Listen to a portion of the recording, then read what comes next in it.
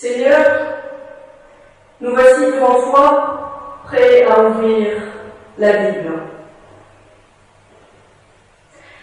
Donne-nous, Seigneur, d'être à ton écoute ce matin.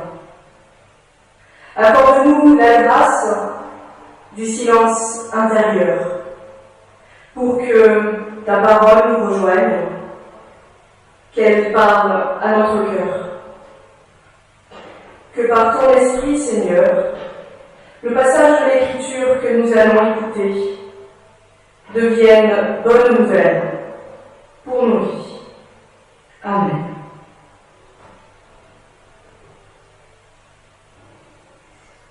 La lecture que je vous propose aujourd'hui se situe dans l'Évangile selon Luc,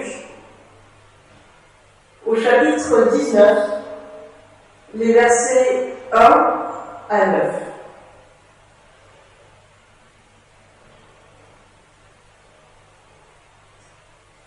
Jésus entra dans Jéricho et passa par la ville. Un nommé Zachée, qui était chef des collecteurs de taxes et qui était riche, cherchait à voir qui était Jésus. Mais à cause de la foule, il ne pouvait pas le voir, car il était petit. Il courut en avant et monta sur un sycomore pour le voir, parce que Jésus devait passer par là. Lorsque Jésus fut arrivé à cet endroit, il leva les yeux et lui dit : « Zachée, descends vite, il faut que je demeure aujourd'hui chez toi. » Et tout joyeux, Zachée descendit vite pour le recevoir. En voyant cela, tous maugréaient. Il est allé loger chez un pêcheur. Mais Zachée, debout, dit au Seigneur : « Seigneur, je donne aux pauvres la moitié de mes biens. Et si j'ai extorqué quoi que ce soit à quelqu'un, je lui rends le quadruple. » Jésus lui dit : « Aujourd'hui, le salut est venu pour cette maison, parce que lui aussi est un fils d'Abraham. » Amen.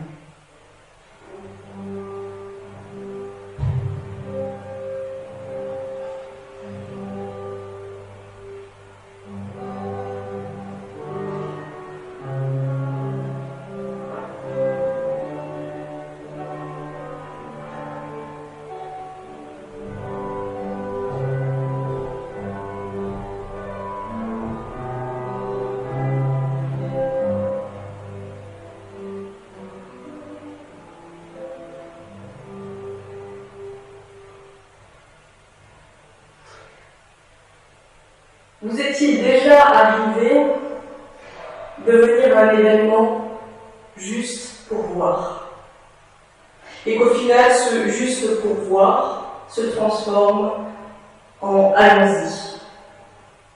Vous est-il déjà arrivé d'être désigné volontaire alors que, à l'appel des bonnes volontés, étonnamment, votre feuille de notes avait un attrait tout particulier? Est-ce qu'il vous est déjà arrivé de venir incognito, pourquoi pas au fond d'une salle de classe, en étant persuadé que personne ne nous adressera la parole, mais que, manque de chance, 5 minutes plus tard, nous voici interpellés? Est-ce que des situations comme ça vous sont arrivées? À chacun de ces moments, à chaque fois que l'on nous regarde, n'est-il pas presque inévitable de se demander comment cela a-t-il pu arriver? Comment j'ai pu dire oui? Qu'est-ce qui m'est passé par la tête? Ou bien encore, pourquoi j'ai hésité? Pourquoi j'ai hésité tant de temps pour dire oui? Il y a toujours un quart de seconde où tout bascule. Il est si décisif et pourtant si imperceptible. Et ce quart de seconde, en soulève bien des questions. Zachée aussi, il était venu juste pour voir. Il cherchait à voir, il cherchait à savoir, à comprendre qui était Jésus. Il cherchait cette réponse à la question qui est sans doute toujours posée dans les évangiles encore et encore. Qui dites-vous que je suis ? Qui est Jésus ? Et c'était justement pour voir, mais sans aucun engagement, qu'il était venu. Et d'ailleurs, parce qu'il est petit, parce qu'il y a de la foule, il a une bonne raison de venir voir sans être vu. Il monte sur un sycomore, un grand arbre, avec des grandes branches, un feuillage qui ne tombe jamais. Il monte juste pour voir. La foule est présente aussi. La foule, elle semble savoir qui est Jésus. Elle est là, dans les rues, elle attend, elle est prête à l'accueillir.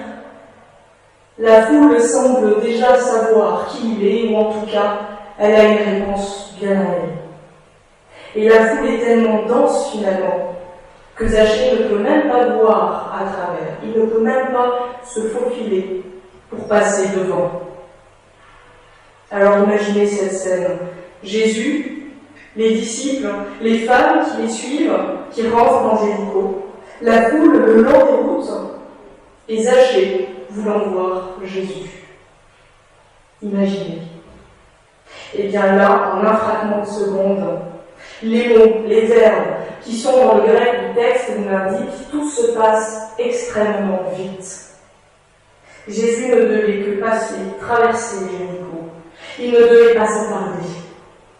La foule est immobile et Zachée doit courir pour monter dans l'arbre. La curiosité lui donne des ailes. Zachée court, et là, tout s'arrête. Tout se fige. Jésus s'arrête, lève les yeux. Il voit Zachée qui est caché dans l'arbre, dans les feuillages. Il lui parle, et il l'appelle par son nom. Zachée, descends vite. Vite, il faut que je demeure chez toi. Et que fait Zachée ? Il descend, vite. En un quart de seconde, et pourtant, tout semble s'arrêter. Tous les programmes semblent suspendus. Voici que Jésus le regarde, l'appelle, par le regard et la parole. Zachée est reconnu. Imaginez cet échange de regards intense. Une intimité entre les protagonistes. Un temps où le monde n'existe plus pour eux, car Jésus est là pour Zachée. Et Zachée est là avec Jésus. Ce regard porté sur sa personne, un regard unique, un regard qui change toutes les perspectives. Zachée n'hésite pas. Empli de joie, il ouvre portes de sa maison et les portes de son cœur. Il accueille Jésus, les disciples, tout le monde. L'invitation que Jésus fait est à l'impératif. Zachée, descends vite. L'invitation est une interpellation, une convocation au sens étymologique du terme, un appel à être avec, à être ensemble. Et Jésus ne convoque pas une foule, Jésus convoque dans un vis-à-vis. Il convoque chacun et chacune d'entre nous à être avec lui. Il convoque individuellement, préférant la rencontre personnelle plutôt que l'anonymat des grandes foules. Il préfère le bouleversement d'un cœur plutôt que l'effusion des groupes. Au début du texte, Zachée est présenté par son nom, sa profession, sa condition sociale. Tout y est. Tout est indiqué pour nous aider à le pousser, le mettre dans des cases. Aujourd'hui encore, ce réflexe, nous l'avons. Nous demandons le nom de famille, la profession, En France, on ne demande peut-être pas le solde du compte en banque, mais souvent les diplômes obtenus. Nom, profession, conditions sociales. Voilà les éléments qui nous indiquent, bien malgré nous, les relations que on devrait avoir les uns avec les autres. Ce qu'on va demander, ce qu'on va proposer, ce que l'on attend. Et le comportement de la foule n'est pas si éloigné que ça. En reprochant un comportement à Zachée, ou ce qu'elle perçoit finalement de son comportement, la foule ne prend pas le temps de savoir, de le rencontrer, de l'écouter, de le découvrir. Mais voilà, chers amis, pour Jésus, pour le Christ, pas de profession, pas de condition sociale, pas de nom de famille, seulement le prénom a de l'importance pour l'appel. Pour que nous nous reconnaissions, nous-mêmes, concernés dans cet appel. Donc il ne s'agit pas d'un « et toi là-bas, au fond, toi oui, le chacun ». Non. La convocation est formulée de manière à ce qu'on ne peut pas douter, on ne peut pas se dire « c'est pour le voisin ». L'invitation est nominative, le vis-à-vis, la parole comme le regard est intimiste. L'invitation touche tellement au profond de nos questionnements, de nos recherches, qu'elle ne nous laisse jamais indifférents. Le cours normal de l'existence est bouleversé. Au détour d'un carrefour de rue, au détour d'une conversation, au point que tout ça transforme notre existence. Ce vis-à-vis individuel, oui, ce qui bouleverse nos vies, ce qui fait sens pour nous, ne fait pas forcément sens pour notre prochain, notre voisin, notre voisine. Et pourtant, pour nous, pour chacun d'entre nous, il y a toujours une parole qui bouleverse. Alors nous aussi, un jour, nous sommes venus pour voir. Nous sommes venus pour chercher. À l'école biblique, au catéchisme, aux conférences, au fond du temple, juste pour voir, juste pour chercher, surtout pas pour faire.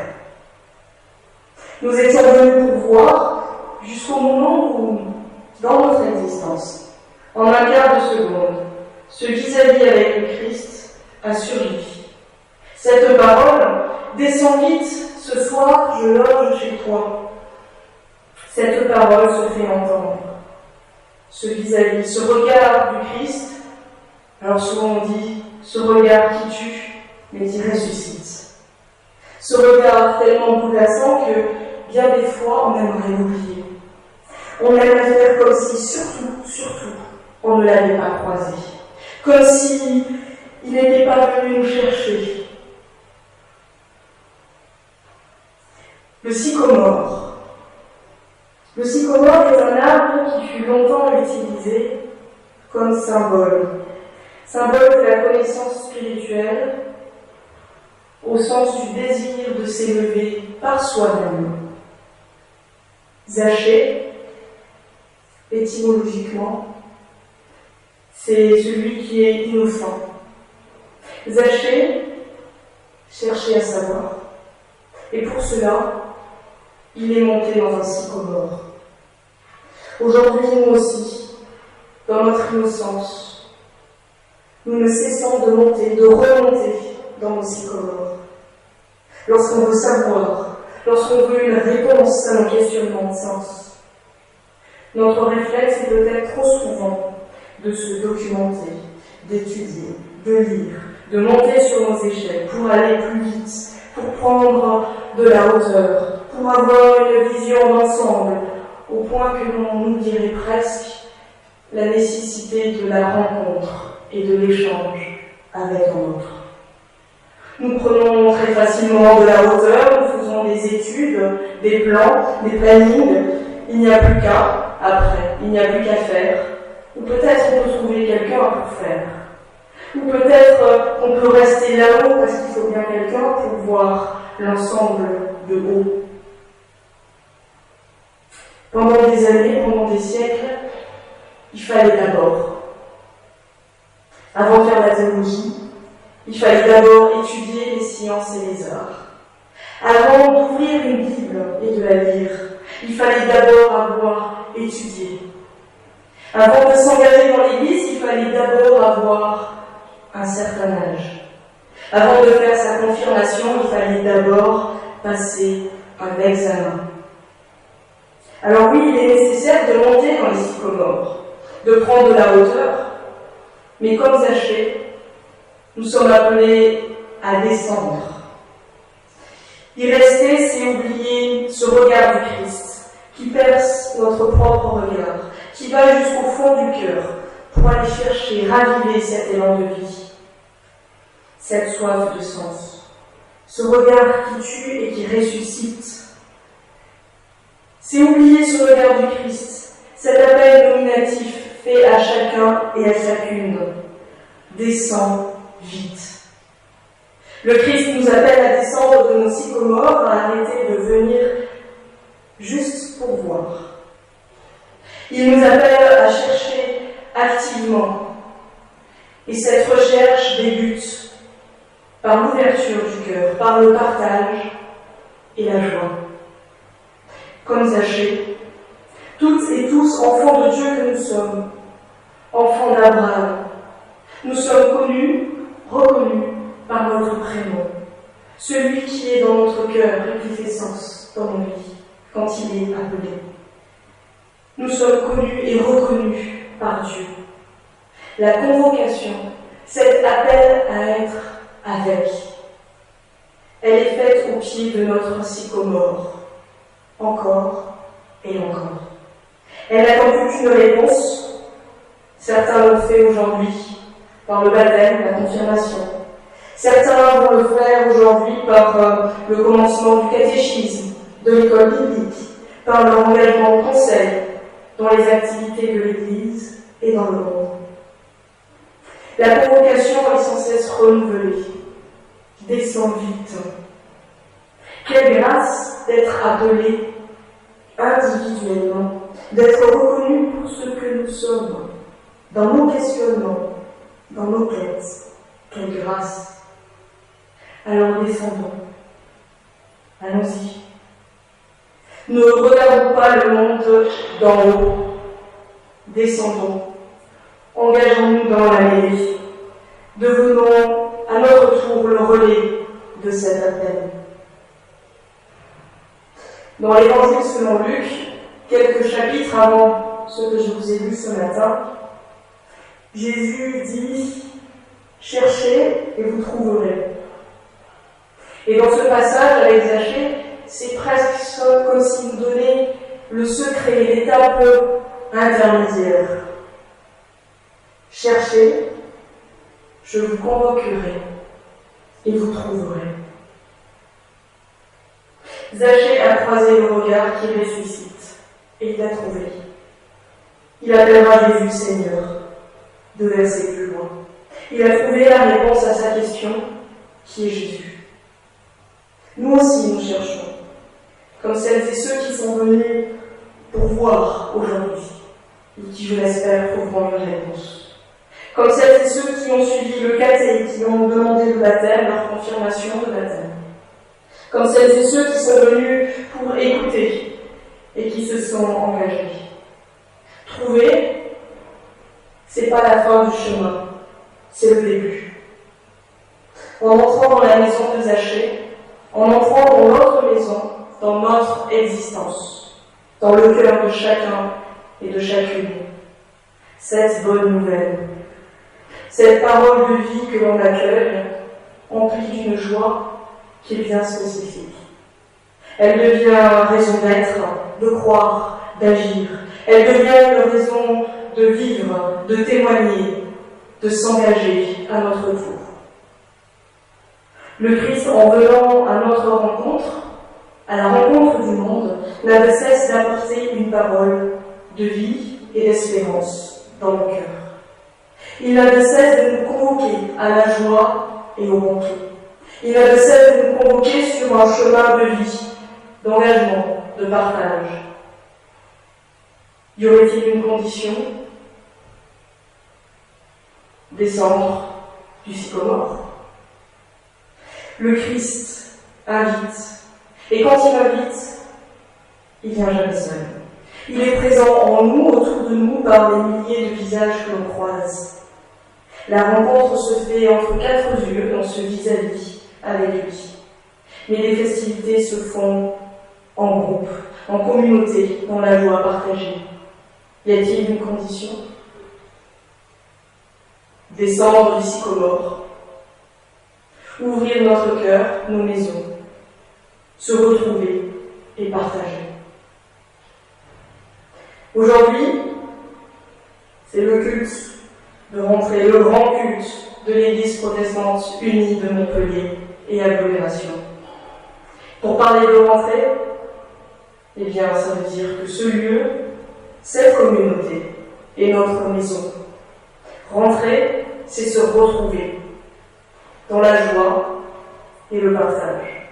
Rentrer aujourd'hui, c'est se réjouir des engagements, des aboutissements, des débuts de cheminement pour les uns et pour les autres.